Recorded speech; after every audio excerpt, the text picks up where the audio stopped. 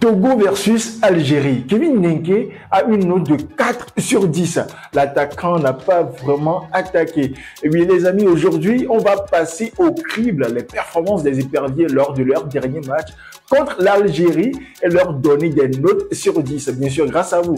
Ce n'était pas facile, mais certains joueurs ont quand même su se démarquer. N'oubliez pas de liker, partager et de vous abonner pour plus d'analyses. Les éperviers se sont inclinés face à une Algérie bien organisée. Malgré quelques bonnes intentions, les Togolais ont été limités, que ce soit individuellement ou collectivement. Un pénalty a permis aux Algériens de prendre l'avantage, tandis que le Togo n'a pas su concrétiser les quelques occasions qu'il a eues.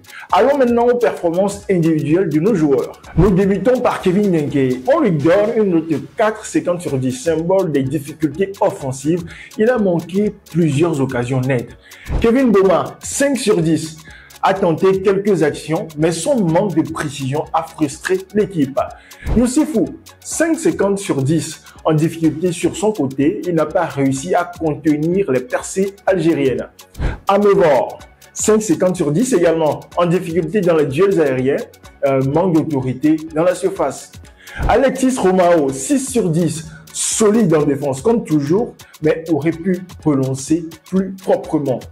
Kojo Aziangbe, il a une note de 5 sur 10, transparent au milieu de terrain. Il a été remplacé à la 67e minute après une performance terne. Roger Arolo, 6 sur 10, bon récupérateur, il a su se montrer solide dans l'entrejeu, mais il a été inefficace dans la construction des actions vers l'avant. Karim Derman, 5 sur 10, peu précis dans ses centres et passes. Il n'a pas su se montrer à la hauteur dans les phases offensives. Agbagnon, 5,50 sur 10, très actif en première mi-temps. Il a progressivement baissé en régime et monté de lucidité dans les moments importants.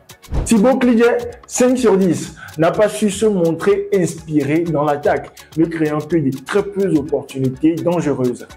Alors Barcola, il a 6,50 sur 10.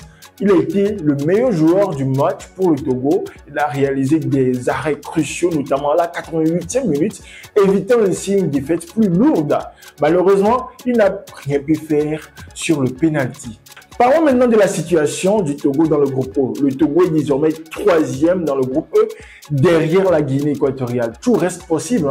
Les éperviers doivent espérer une défaite de la Guinée contre l'Algérie et se préparer pour les prochains matchs. On y croit. D'accord, on y croit ici, à Lomé Actu. Que pensez-vous des performances des éperviers? Laissez vos avis en commentaire. Quel joueur mérite votre note de la meilleure performance? Dites-le nous. Suivez Lomé Actu pour ne rien manquer de l'actualité du foot africain. Au revoir. Lomé Actu.